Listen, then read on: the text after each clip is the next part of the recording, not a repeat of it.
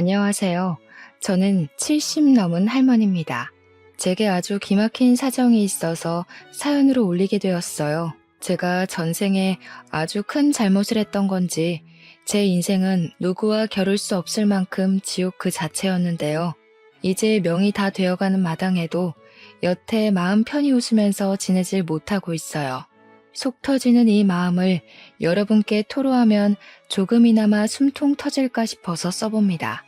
저는 하나밖에 없던 외동자식을 사고로 일찍 잃었습니다. 그때 시집 온 지 얼마 안 된 우리 며느리도 잃었는데요. 그 사이 불쌍하게 홀로 살아낸 손녀를 저랑 남편이 키웠어요. 우리 손녀는 부모님이 없다는 것에 불평을 하지 않는 얌전한 아이였습니다. 원래도 말이 없고 학교에 있었던 일이나 사회생활 같은 걸 우리에게 시실콜콜 말하는 살가운 성격이 아니었어요. 이게 아마 부모가 없다는 것에 기가 죽어있던 모습이 아니었나 뒤늦게 생각해 보네요. 그런 손녀의 성격을 워낙 잘 알기 때문에 저랑 남편은 단 한 번도 손녀를 들들 볶은 적이 없어요. 죽은 우리 아들이 좀 과묵한 타입이었거든요. 아마 손녀가 아들 성격을 닮은 게 아닌가 싶습니다. 남편은 손녀가 말 안 해도 알아서 잘한다고 늘 믿는 사람이었는데 저는 그래도 내 손녀 일이니까 손녀의 일상이 늘 궁금했고 손녀의 삶을 알고 싶었어요. 근데 참았죠. 그거 하나 참는 게 얼마나 힘이 들었는지 모릅니다. 그래서 사실 손녀에 대해 그렇게 아는 것은 많이 없었어요. 때문에 저랑 남편은 손녀에게 결혼할 남자가 있는 줄도 몰랐거든요. 어느 날 손녀가 결혼할 남자가 있다면서 만난 지 3년이 된 사이라고 했을 때 저도 남편도 많이 놀랐습니다. 얌전할 것만 같은 우리 손녀가 연애도 하는구나 싶어서 기특했다고나 할까요? 또 한편으로는 죽은 내 아들과 며느리가 참 많이 생각났어요. 이렇게 우리 손녀가 커서 결혼하려는 걸 같이 보고 기뻐했어야 하는데 싶은 생각이 들더라고요. 손녀는 손주 사위에게 이미 청혼을 받았다고 했고 만날 때부터 결혼을 전제로 만난 거라서 우리한테도 이맘때쯤 얘기를 하려고 했다 하더라고요. 손녀의 계획에 우리도 있다는 건 그저 고맙고 기쁜 일이었습니다. 손녀가 야무지게 준비해온 계획을 우리 앞에서 늘어놓을 때 저랑 남편은 그랬구나 하면서 주말에 손주 사위 데려오겠다는 손녀의 말에 고개를 끄덕이기만 했어요. 그리고 며칠 안가 손녀는 정말로 손주 사위를 데리고 집으로 왔습니다. 데려온 사위는 생각보다 키가 작았고 좀 왜소한 편이었어요. 손녀를 지켜주는 남자라기보다는 친구 같은 남자라고 하는 게 좀 더 잘 어울리는 느낌이었다고 할까요? 어쨌든 제가 생각했던 듬직한 느낌은 아니라서 솔직히 첫인상은 별로였습니다. 하지만 첫인상은 첫인상일 뿐이지 않습니까? 사위 말투나 태도는 제가 본 남자들 중에 100점짜리였습니다.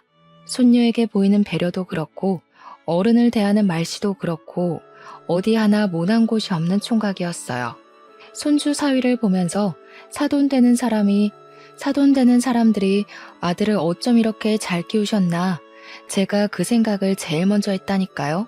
현지 손에 물 한 방울 안 묻히겠다는 약속은 감히 못 드리지만 적어도 현지가 제일보다 뒷전이 되는 일은 없을 거란 건 꼭 약속드릴게요. 손주 사위의 다짐은 가식적이지도 않고 진솔해서 더 마음에 들었고 남편은 그저 손녀의 선택이라면 다 존중을 하는 사람이라 그 시간에 첫 대면은 서로 좋았습니다. 그리고 몰랐는데 정말 고맙게도 사돈되는 쪽에서 우리 손녀를 엄청 예뻐했다고 하더라고요. 우리 손녀한테 첫 만남에 금팔찌를 해줬다는데 저랑 남편도 손주 사위에게 뭐 하나 안 해줄 수 없어서 다음날 전자기업에서 일을 하고 있는 손주 사위를 위해 비싼 시계를 하나 선물해 줬습니다. 이미 시작 전부터 양가 전부 분위기 좋았고 그 분위기를 타서 상견례를 하게 되었어요. 상견례장 입구에서 만났는데 초면인데도 불구하고 사이좋게 입장까지 했습니다. 역시나 분위기는 좋게 흘러갈 수밖에 없었고 예비 사돈들이 그 자리에서 우리 손녀를 많이 신경 써줘서 너무 고마울 따름이었어요. 우리 손녀가 잘 웃는 성격이 아닌데 그 손주 사이랑 사돈과 있으니 참 예쁘게도 잘 웃더라고요. 그거면 저랑 남편도 당연히 행복했고 충분하다고 생각했습니다. 그래서 결혼식도 무사히 이뤄졌죠. 그렇게 행복하게 독립을 시작했던 우리 손녀가 출산까지 하게 되었고, 제가 손녀 집에 들락날락하면서 손녀의 뒷바라지를 좀 해줬어요. 마냥 아기 같던 손녀가 아기를 낳았다고 하니 걱정되는 게 이만저만이 아니었거든요. 손주 사위도 워낙 일로 바쁘니까 혼자 있는 손녀는 제가 챙기는 게 여러모로 도움될 것 같았어요. 그래서 손녀에게 한약도 지어가고 밥도 챙겨가고 그랬죠. 물론 손주 사위 것까지 말이죠. 그렇게 아무 걱정 없이 10년 정도가 흘렀습니다. 그동안 증손자는 어느 정도 커서 의젓한 초등학생이 되었고, 손녀는 초등학교 아이의 학부모가 되었다 보니 아무래도 연락이 뜸해졌어요. 그땐 그냥 학부모로서 바쁠 수밖에 없으니 당연히 이해를 했었죠. 그런데 어느 날 웬 청천벽력 같은 소식이 제게 들려왔습니다. 무소식은 희소식이라던데 제가 받은 간만의 손녀 소식은 우리 이쁜 손녀가 뇌사 상태라는 병원의 연락이었어요. 너무 놀라서 병원으로 바로 갔는데 손주 사위 말로는 제 손녀가 뺑소니로 사고가 나서 식물인간 되었다고 하더라고요. 어떻게 이런 일이 있을 수가 있는지 손발이 너무 떨렸습니다. 손녀 엄마 아빠도 교통사고로 죽었거든요. 그런데 손녀마저 교통사고로 몸져 누워있는 모습을 보니 너무 겁이 났어요. 꼼짝 않고 누워있는 손녀 손을 잡고서 손녀 이름을 부르고 할머니 왔다고 인사를 하면서 얼마나 울었는지 모릅니다. 그날로 제 집은 손녀가 있는 병실이 되었어요. 남편이 지내기엔 여자 병실이라서 남편은 잠만 집에서 자고 병실로 출퇴근했습니다. 정말 손녀를 지극정성으로 간병을 했지만 의사 말로는 의식을 찾을 확률 적고 찾더라도 평생 장애를 갖고 살아야 될 거라고 하더군요. 그럼에도 저는 성심성의껏 손녀를 보살피며 언젠가는 다시 웃으면서 할머니 해주길 바랬습니다. 죽은 아들과 며느리한테도 우리 손녀 좀 지켜달라고 살려달라고 무수히 빌었죠. 그렇게 시간이 좀 지나고 나니까 문득 깜빡하고 있던 증손자가 생각이 났는데요. 저는 손주 사위한테 전화를 해서 증손자는 엄마 없이 요즘 어떻게 지내냐고, 밥은 챙겨 먹고 학교 가냐고 소식을 물었습니다. 다행히도 증손자는 사돈댁에서 봐주고 있다고 하더라고요. 그런데 말입니다. 당시 초에는 정신이 없어서 잘 몰랐는데 나중에 생각해보니 사돈댁은 우리 손녀가 이렇게 됐는데 전화 한 통 없는 게 이상했어요. 사돈들한테 전화를 해봐도 전화를 받지도 않더라고요. 처음엔 두 분이 다 바빠서 그런 줄로만 알았습니다. 그런데 며칠이 지나도 연락이 안 되길래 저는 결국 남편한테 손녀를 맡기고 손녀 집을 찾아갔어요. 그리고 거기서 손주 사위의 불륜을 목격하고 말았습니다. 손주 사위는 제가 온 것에 놀라 허겁지겁 정리해서 나왔지만 저는 이미 신발장에 있는 여자 구두를 보았고 그걸 본 이상 의심을 안 할 수가 없어서 집 안으로 밀고 들어갔어요. 정말 어처구니 없게도 제 의심이 들어맞더군요. 손주 사위가 딴 아가씨랑 저녁 먹고 있는 자리를 봐버렸지 뭡니까. 손주 사위가 당황해하며 해명하려고 하길래 저는 바로 귀싸대기를 날렸어요. 자네 지금 제정신인가? 내 손녀가 사고 나서 누워있는데 어떻게 이런 짓을 벌일 수가 있어? 자네 마누라가 하루 이틀 고비를 넘기고 있는데 이러고 있다는 게 말이 돼? 여자가 보는 앞에서 제게 뺨 맞은 손주 사위는 그게 그렇게 기분 나쁘고 자존심 상했나 보더라고요. 다짜고짜 대답도 없이 저를 끌고 집 밖으로 내쫓아버리는 거 아니겠습니까? 상황 잘 아셨으면 현지 도장이나 갖고 오세요. 솔직히 멀쩡한 사람 붙잡고 식물인간 옆에 붙어서 평생 보자나 하라는 건 그냥 인생 망하라는 소리잖아요. 저 현지랑 이혼할 겁니다. 젊은 세월 병자한테 인생 바치는 수뇌부 짓은 하고 싶지 않네요. 손주 사위는 어느새 얼굴색이 돌변해 있었습니다. 제가 변해버린 손주 사위에게 악을 쓰고 덤벼도 할머니로서 젊은 남자의 힘을 이기긴 무리였어요. 끝내 저는 손주 사위 뺨을 때린 것 말고는 아무것도 못하고 현관문 밖으로 패대기 당했습니다. 사돈댁은 여전히 연락 안 되고 그 사람들 집은 어딘지 몰라서 찾을 수가 없었어요. 이 사실을 남편에게 말을 해도 뭘 모르는 우리는 어떻게 손을 쓸 수가 없었습니다. 그 와중에 그런 괴물 같은 집안에 있는 우리 증손자가 너무 보고 싶었어요. 증손자가 너무 걱정돼서 저는 증손자라도 우리가 데려오자고 생각을 했죠. 그래서 애 초등학교까지 찾아갔는데 불행하게도 증손자는 만날 수가 없었습니다. 어머, 모르셨어요? 준영이 저번 달에 베트남 갔어요. 아버님께서 유학 보내신다고 하길래 진작에 떠났는데요.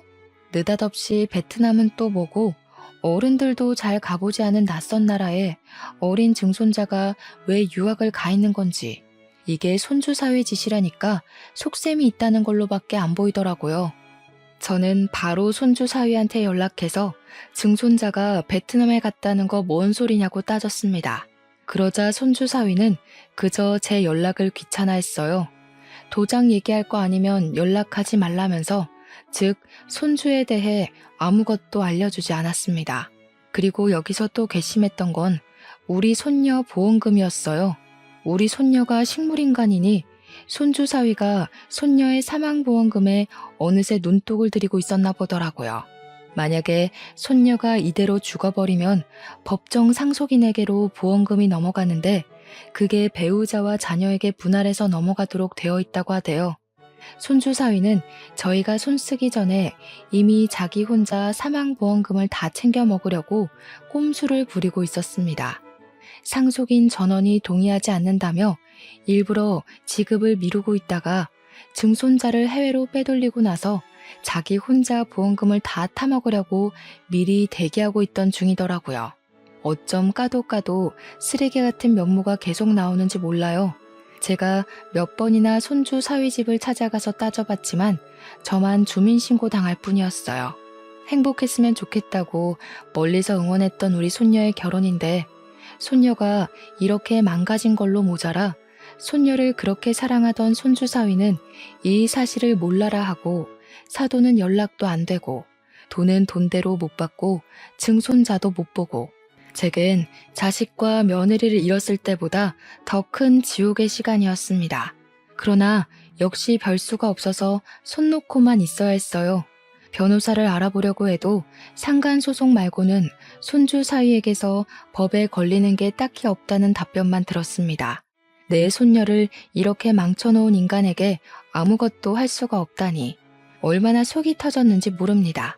그래서 저는 아무런 소용없는 짓이라도 우리는 불쌍한 손녀의 억울한 사정을 조금이나마 풀어주기 위해 늘 손주 사위집 주변을 맴돌았어요. 그 덕분에 알게 된 새로운 소식이 있었는데요. 손주 사위한테 재혼할 아가씨가 있다는 걸 목격했지 뭡니까. 지난날 손녀 집을 찾아갔다가 본 여자는 아니었어요. 새로운 여자였는데 우리 손녀처럼 청초하고 순해 보이는 아가씨였습니다. 그러거나 말거나 정말 이 또한 기가 막히지 않습니까? 우리 손녀랑 이혼을 한 것도 아니고 누구는 인생 망가져서 죽을 둥 살둥하고 있는데 저놈은 새 장가갈 준비를 하고 있다뇨. 그때부터 더한 악에 바친 저는 손주 사이가 아닌 그 아가씨를 뒤를 쫓아고 생각을 했어요. 그러다가 아가씨가 어디 살고 있는지를 알게 되었죠. 남편이랑 같이 고민 끝에 그 아가씨 집을 찾아갔습니다. 용기 있게 아가씨 집을 찾아갔지만 도덕적인 방법이 아니란 걸 알기에 차마 몹쓸 짓 하는 건가 싶어 망설이게 되었어요. 그런데 그때 아가씨 엄마로 보이는 사람이 우리 보고 누구냐고 물으며 다가오더라고요. 어쩔 수 없는 상황에서 저랑 남편은 용기를 냈고 그분에게 할 말이 있어 찾아왔다고 일렀습니다. 아가씨 엄마는 흔쾌히 우리를 집으로 안내해 주었어요. 우리가 유독 안절부절 못하면서 한숨을 몇 번씩이나 쉬자 따뜻한 차까지 대접해 줬습니다. 느낌상으로도 너무 좋은 사람들인 걸 알겠더라고요. 이렇게 좋은 사람들이 그 괴물 같은 집과 연이 닿아서 저희와 마찬가지로 지옥을 경험하게 하고 싶지 않았어요. 반드시 손주 사위의 새 장가를 망쳐놓겠다 마음을 먹었죠. 그런데 하필 그때 아가씨한테서 아가씨 엄마에게 전화가 왔는데요. 저희가 있으니까 아가씨 엄마가 전화를 빨리 끊더라고요. 딸인가 봐요.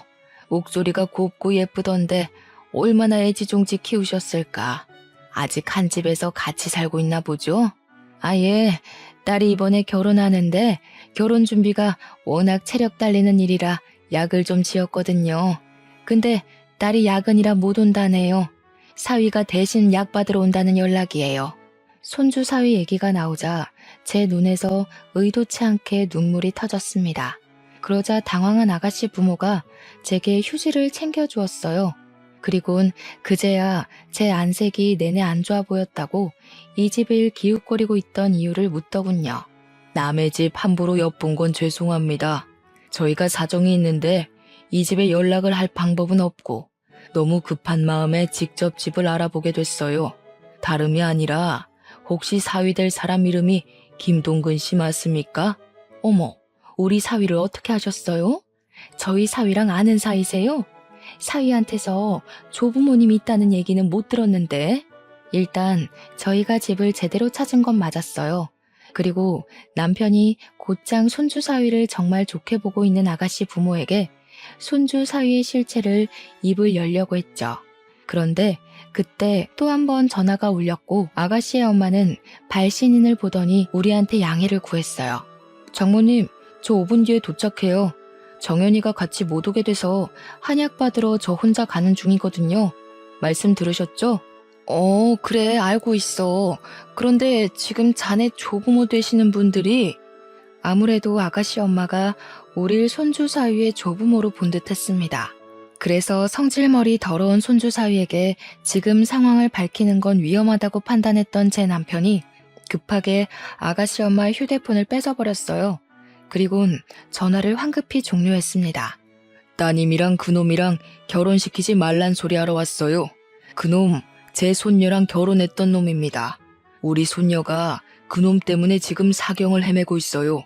아가씨 부모는 당연히 우리가 하는 소리가 느닷없고 당황스러웠을 겁니다. 두 사람 표정이 딱 그렇다고 설명을 해주길래 저희는 더 깊은 설명을 해주고 싶었어요. 그러나 곧 손주 사위가 온다는 사실에 그 녀석과 마주칠까봐 겁이 나서 한시라도 빨리 자리를 떠야 했어요. 저랑 남편은 한 번 더 그들에게 딸내미 결혼시키지 말라고 당부하고는 현관으로 이동을 했습니다. 그러자 아가씨 부모가 그냥 이렇게 가는 게 어딨냐고 신원도 안 밝히고 제대로 된 설명도 없이 갑자기 결혼시키지 말라고 하면 그거 누가 믿냐면서 다급하게 붙잡더라고요.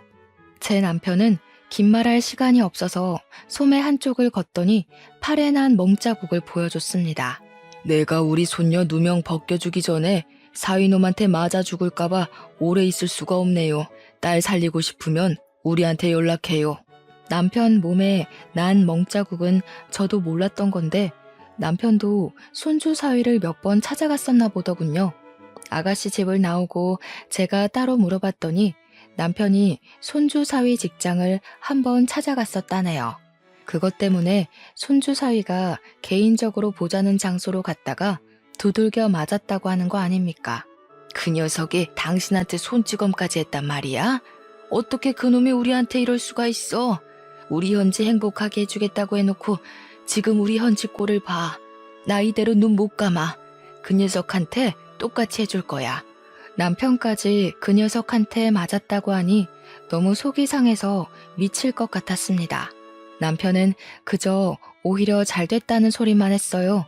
병원 진단서 있으니까 나중에 고소할 거라고 말이죠. 그렇게 다음날 저는 진짜 복장 다 터져버리는 줄 알았습니다. 병실에 온 남편 얼굴에 멍자국이 하나 더 생겨있는 거 아니겠습니까? 깜짝 놀라서 어떻게 된 거냐고 걱정하며 물었더니 손주 사위가 우리가 아가씨 집 찾아갔던 걸 눈치채고 새벽에 남편 혼자 자고 있는 집으로 쳐들어왔다고 하더라고요. 남편한테 수작 부리지 말라고 협박하고 갔다는데 어떻게 사람의 탈을 쓰고서 이런 짓을 벌일 수가 있단 말입니까? 날이 가면 갈수록 손주 사위는 정말 양심의 가책이라곤 전혀 없는 괴물 같았어요. 손주 사위가 어떤 놈인지 알아가는 게 저한테는 당연히 고통이었는데 문득 그런 생각이 들더라고요. 제가 평생 그들이 불행하도록 목숨 다 바칠 생각이지만 한편으로 남아있는 식구를 지키기 위해서라도 그만 내 손녀를 이혼시켜야 하나 하는 생각 말이죠. 저랑 남편처럼 힘없는 노인네들이 젊은 남성의 힘과 지략을 어떻게 따라잡고 혼을 내주겠습니까? 그래서 저 혼자 남편한테는 말 못하고 수천 번 고민을 했어요. 고민에 고민을 거듭하기만 할 뿐 차마 결정을 못 내리고 시간만 보내던 중 아가씨네에서 전화가 왔습니다. 남편이랑 제가 같이 있을 때 연락이 왔는데 아가씨 아빠더라고요. 아가씨 아빠가 하는 말이 우리가 다녀간 뒤로 우리들의 경고를 곰곰이 생각해봤는데 아무래도 찝찝함이 사라지지 않아 불편했다고 하더라고요. 그러면서도 우리가 쓸데없이 거짓말을 했을 거란 생각은 안 들어서 만나서 자세히 듣고 싶다고 하는 겁니다. 대체 왜 결혼을 하지 말라고 하는 건지 궁금하다기에 저희는 며칠 만에 만나기로 약속을 정하게 되었어요. 그리고 아가씨 부모는 이 사실을 아가씨한테도 말했나 보더라고요. 결혼하기 전에 찜찜한 걸 해결하지 않으면 결혼하기 어려울 것 같아서 딸한테 알렸다고 했고 딸도 같이 저희를 만나고 싶어 한다고 했습니다. 아가씨 부모는 우리가 손주 사위를 무서워했다는 걸 기억해줘서 낯선 장소에서 따로 만날 자리를 마련해 주었어요. 너무 늦은 시간이었던지라 저는 손녀를 지키며 병실에 있었고 남편 혼자 그곳으로 떠났어요. 그런데 한 3시간 뒤쯤이었나 병원에서 전화가 오는 겁니다. 그 연락은 다름 아닌 우리 남편이 사망했다는 소식이었어요. 너무 놀라서 손녀 병원으로 실려온 남편에게 달려갔습니다. 남편은 물에서 건져진 사람처럼 다 젖은 채로 눈을 감고 있었는데 소방관 말로는 물에 빠져있는 남편을 지나가는 사람이 보고 신고했다고 하더군요. 저는 남편을 붙잡고 울면서도 왜 남편이 이렇게 됐는지 이해가 안 갔어요. 분명 그 아가씨 가족들을 만나러 갔는데 어떻게 일이 죽어서 돌아올 수가 있단 말입니까? 왜 진실을 구하고 정의로 다가갈수록 제 사람들이 망가지고 죽는 걸까요? 괴롭던 와중에도 그 순간 떠오르는 사람이 한 명 있었는데 당연히 손주 사위였습니다. 확인을 해본 건 아니지만 저는 분명 이게 전부 손주 사위의 짓일 거라 확신까지 했어요. 제 손녀로 모자라 남편까지 이렇게 만들어버린 손주 사위를 절대 용서할 수가 없었습니다. 아무리 노인네라도 악에 바친 사람은 뭐든 해낼 수 있는 법이잖아요. 저는 늙은 몸으로 경찰서를 찾아가 손주 사위를 당장 신고했어요. 그러나 역시 쉽지만은 않았습니다.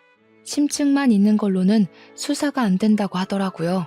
또 제가 할머니라서 무시하는 건지 젊은 경찰관들이 저를 치매 걸렸다고 생각하면서 집이 어디냐고만 묻길래 결국 저는 짜증만 한바탕 내고서 신고를 포기해버렸습니다. 그리고 남편과 저의 노후 자금을 최대한 탈탈 털어서 서울에 능력 있는 변호사를 고용했어요. 변호사는 경찰과 달리 사건으로 먹고 사는 사람들이기 때문에 제 사정을 잘 받아들여 주었어요. 무엇보다 제가 이길 수 있도록 대처 방안도 척척 내어주는데 얼마나 감사했는지 모릅니다. 변호사에게 제 억울함을 모두 호소하고 시키는 대로 증거까지 다 모아서 저는 손주 사위 결혼식까지 기다렸어요. 그렇게 대망의 결혼식 당일이 되었습니다. 신랑 입장이 진행되고 신부 입장을 앞뒀을 때 저는 입장을 위해 문 앞에 대기하고 있던 아가씨와 아가씨 아빠 앞에 모습을 드러냈습니다. 아가씨는 제 얼굴을 본 적 없어서 몰랐는데 아가씨 아빠가 저를 알아보고 바로 아른 채 해줬어요. 아니, 여길 어떻게 오신 거예요? 그렇잖아도 어떻게든 찾아서 연락을 드리려고 했는데 시간이 촉박해서 그러질 못했어요. 이 결혼하면 안 돼요. 우리 바깥 양반이 지난번 약속에 못 나간 건 사고가 났기 때문이었어요. 그것 때문에 내 남편이 이렇게 죽었다고요. 저는 품에 들고 있던 남편 영정사진을 보여주었습니다. 아가씨는 그저 상황에 대해 혼란스러워했고 아가씨 아빠는 영정사진을 보고 꽤 많이 당황하는 눈치였어요. 저는 이게 다 아가씨가 결혼하려는 남자의 짓이라고 밝혔습니다. 그때 다른 직원들이 저를 붙잡고 쫓아내려고 했는데 아가씨 아빠가 내버려 두라고 해서 계속 얘기를 할 수 있었어요. 저는 그 자리에서 손주 사위의 실체를 낱낱이 읊었습니다. 옆에 변호사도 같이 있었기 때문에 변호사가 저를 대변해서 조리 있게 잘 설명해 줬어요. 이미 손주 사위를 의심하고 있던 상황에서 증거까지 쏟아져 나오자 충격받은 아가씨는 그대로 주저앉았고 아가씨 아빠 참담한 사실에 할 말을 잃은 듯해 보였어요. 그리고 때마침 신부 입장 때문에 문이 열렸습니다. 저는 저 멀리 들떠서 기다리고 있는 손주 사위를 발견했죠. 아가씨 아빠한테 이 결혼을 내가 망쳐도 되겠냐고 제대로 허락을 구했더니 감사하게도 아가씨 아빠는 침묵을 계속 유지하면서 고개만 끄덕여 주었습니다.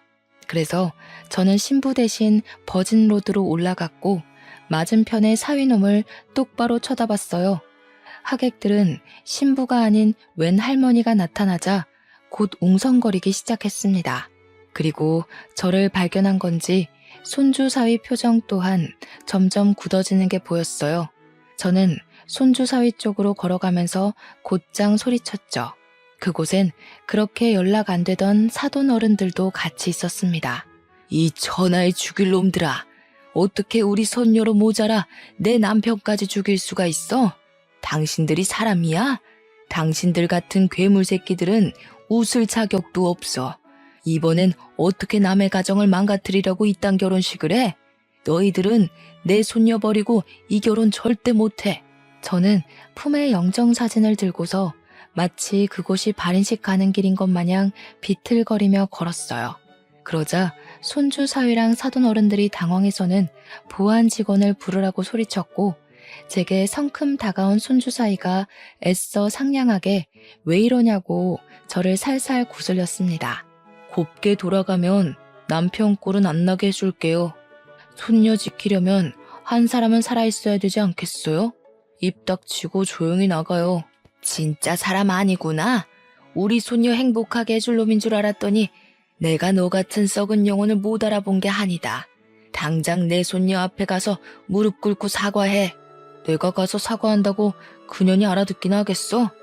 병신처럼 누워서 꼼짝도 안 하는 거 누구보다 할머니가 제일 잘하면서 자꾸 생꼬집 부릴래?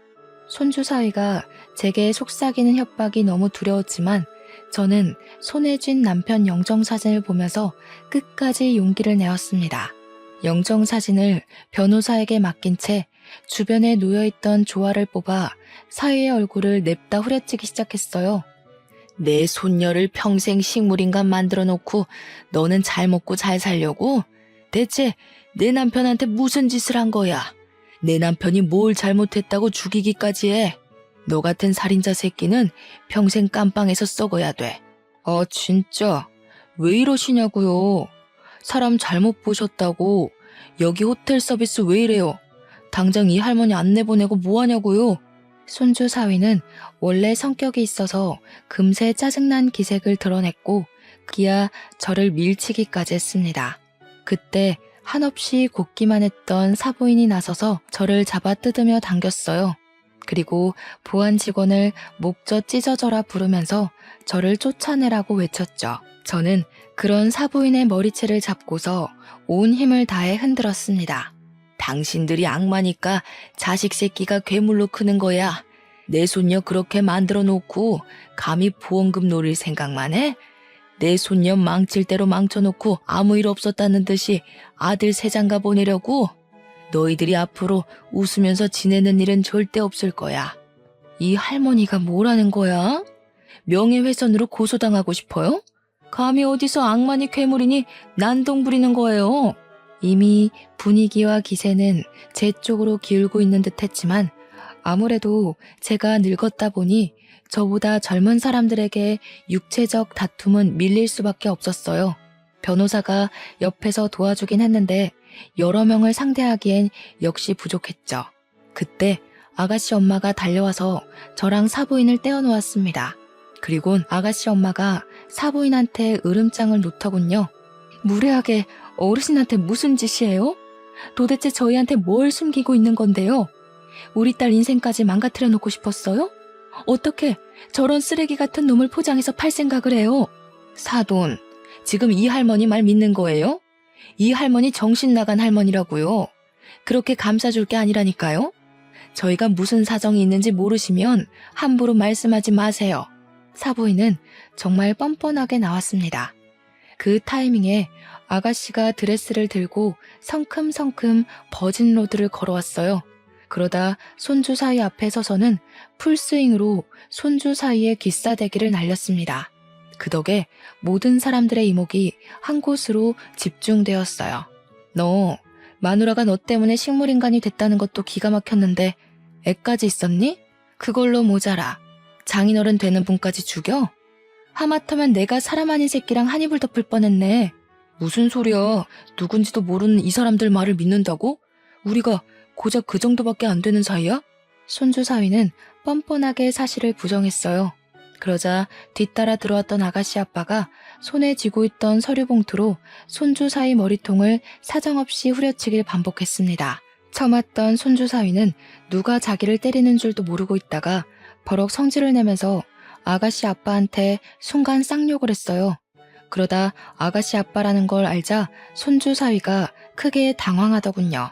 그것을 두 눈 부릅뜨고 있던 아가씨 아빠가 사위를 향해 서류 봉투 안에 있던 사진 뭉텅이를 던졌습니다. 몹쓸 놈 같으니라고. 네가 재혼인 것까진 내 뭐라 안 한다. 그런데 한 가족 인생을 완전 묵살내놓고 그걸 발뺌하려 해?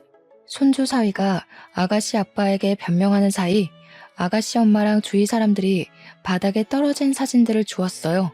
그건 제가 변호사랑 같이 마련했던 증거 사진들이었습니다. 우리 손녀가 식물인간 채 누워있는 사진과 증손자 사진, 그뿐만 아니라 우리 손녀랑 이 자식이 혼인신고가 되어 있었다는 것과 그 둘 사이에 아들 하나 있다는 호적 사진까지 손주 사위가 이전에 어떤 사람이었는지 확인할 수 있는 모든 것들이 수많은 사진들 속에 담겨 있었어요. 그리고 한 가지 더, 제가 변호사랑 조사하면서 새롭게 알게 된 사실이 있었는데요. 식물인간 된 손녀는 뺑소니로 사고가 난 게 아니라 사실 손주 사위가 바람 피우고 손찌검했던 충격 때문에 탈진에 우울증까지 앓다가 쓰러진 거였더라고요. 뒤늦게 정신을 차리고 깨어난 우리 손녀는 이미 정상이 아니었을 텐데 손주 사위는 그저 우리 손녀가 자신이 바람 피운 사실을 빌미로 위자료를 청구할까봐 대포차를 이용해 CCTV 하나 없는 한적한 산길로 싣고 갔고 뺑소니로 위장하기 위해서 우리 손녀를 들이받아버렸던 겁니다. 이건 엄연한 살인미수 사건이었죠. 변호사가 뺑소니 사고 알아보다가 뭔가 허술한 점이 있어서 자세히 조사를 했더니 밝혀진 사실이라고 했어요. 심지어 이걸 사돈 어른들은 알면서도 우리를 외면했고 아들의 끔찍한 짓을 감싸고 돈 거였어요.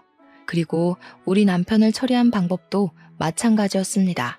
역시나 사위가 자신의 재혼할 여자에게 모든 진실이 폭로될까 두려워서 남편을 죽인 거였어요. 남편 입막음 하려다가 실랑이가 벌어졌고 제 남편을 기절시켜서 차에 태운 뒤 절벽 아래 호수로 떨어뜨린 거였더라고요. 이 사실은 저 또한 모르고 있다가 그 자리에서 들은 사실이었는데요. 아가씨네 아빠가 흥신소에 돈을 맡기고 뒤늦게 알아낸 정보더라고요. 모두 대포차에 CCTV 하나 없는 곳이라 경찰도 제대로 수사해주지 않았는데 아가씨네 아빠가 돈이 꽤 있는 집안이었는지 저 몰래 이렇게 조사를 해줬고 발견한 진실을 결혼식에서 터뜨린 거였어요. 그러니까 결국 아가씨네 또한 이 결혼을 할 생각이 없었던 겁니다. 더 이상 사돈 어른들과 손주 사위가 변명 못하고 있는 꼴을 보고서 저는 웅성거리는 하객들을 향해 마지막으로 울부짖었어요. 이 썩을 놈이 바람 피워서 내 손녀 평생 불구 만들어 놓고 보험금도 훔쳐갔어요. 어떻게 이런 놈이 감옥도 안 가고 새 삶을 살도록 내버려 두겠어요? 이 개자식이 다시는 세상 빛 못 보게 제발 도와주세요.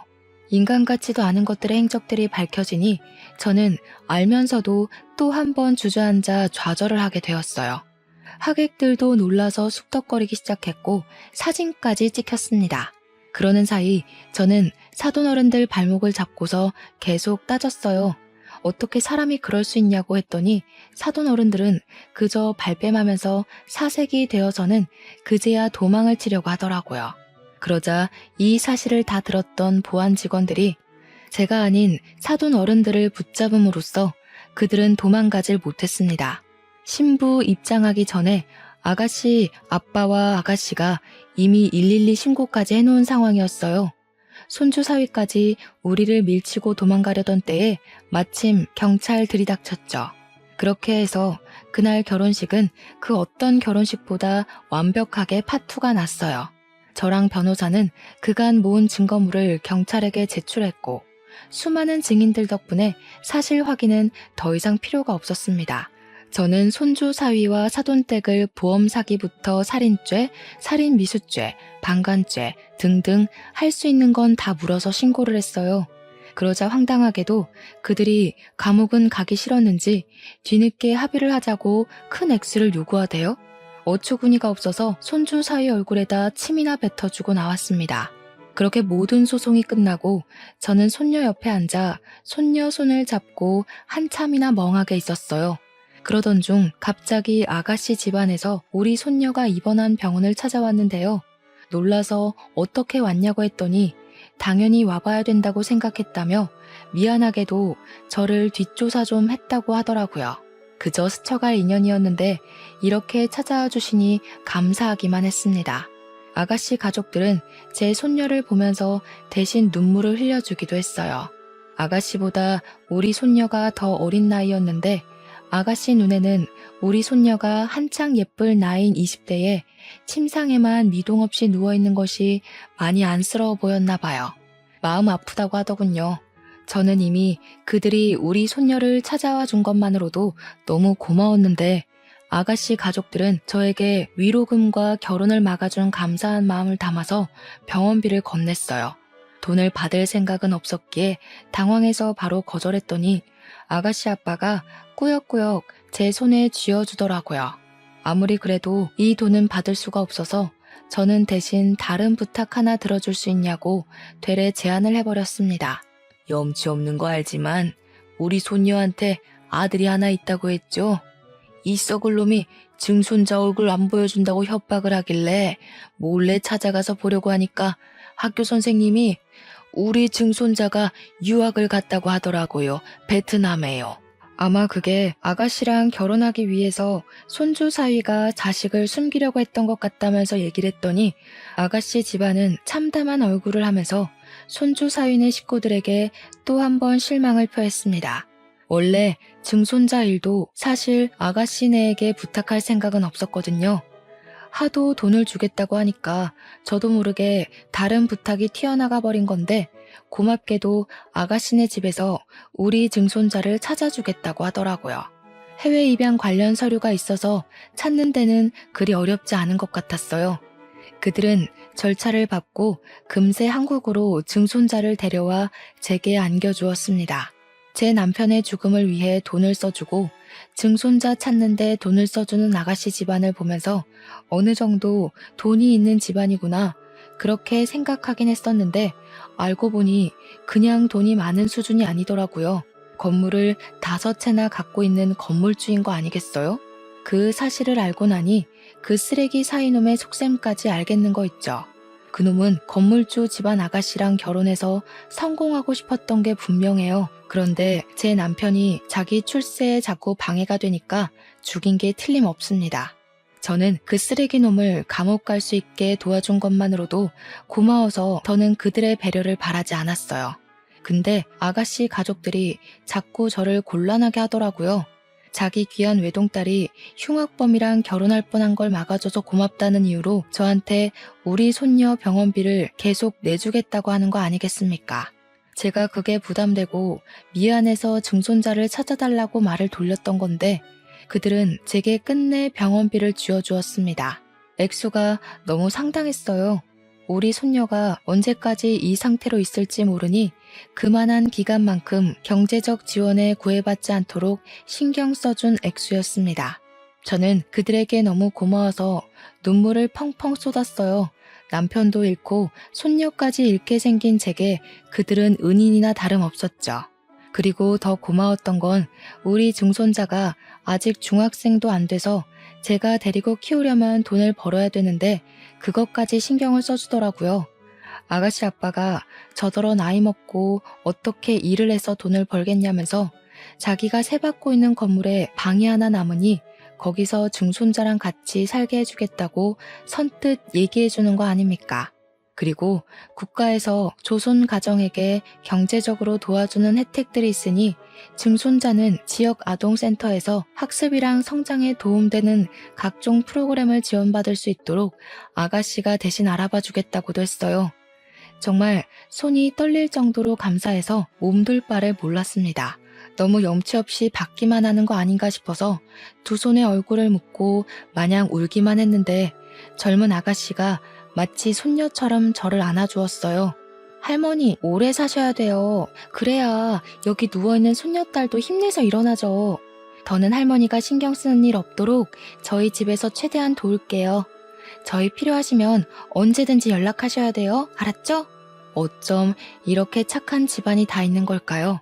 불쌍한 우리 집안을 도와주기 위해 하늘에서 내려온 천사와도 같다고 느꼈습니다. 덕분에 저는 많은 힘을 얻었어요.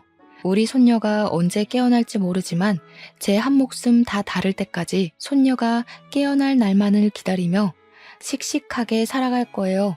우리 증손자 또한 깨어날 엄마가 자랑스럽게 생각할 수 있도록 아주 의젓하게 키울 예정입니다. 그리고 솔직히 제가 그들에게 해준 게 없는데 너무 염치 없이 받기만 하는 게 좀 미안해서 제 나름 그 집에 작은 보답이라도 해주고 싶더라고요. 그래서 집에서 반찬이라도 만들어 아가씨네 집에 종종 보내주곤 했어요. 나이 먹은 할머니가 괜한 짓 생각한다고 할 수도 있는데도 그 집안 사람들은 항상 고맙다고 제 덕분에 늘 영양보충 든든하게 한다면서 웃는 얼굴로 대해줬어요. 그들만 보면 저는 명이 다 끝나가는 마당에 갑작스레 이 무슨 행운인가 싶은 생각을 합니다. 쓰레기 같은 사위놈 때문에 우리 집안은 풍비박산이 나버렸지만 천사 같은 집안 덕분에 죽을 날만 기다리고 있던 이 할머니가 살아갈 힘이 생겨 놀랍기만 하네요. 사람 인생 알 수 없는 거라더니 이런 일도 생길 수 있나 봅니다. 불쌍하게 간 우리 영감. 제가 남은 생 열심히 살다가 곁으로 가게 되면 고생 많았다고 보듬어 주겠죠. 죽기 전에 우리 손녀 눈 뜨는 거 한 번만 보고 가야 할 텐데. 손녀가 꼭 제 앞에서 다시 서 있을 수 있는 그날만 고대하면서 남은 생 동안은 온 힘을 다해 애써보겠습니다. 불운이 있으면 반드시 행운도 있다는 걸 모든 분께서 늘 유념하며 살아가셨으면 해요. 묵직한 사연 들어주셔서 고맙습니다. 평안한 하루 보내세요.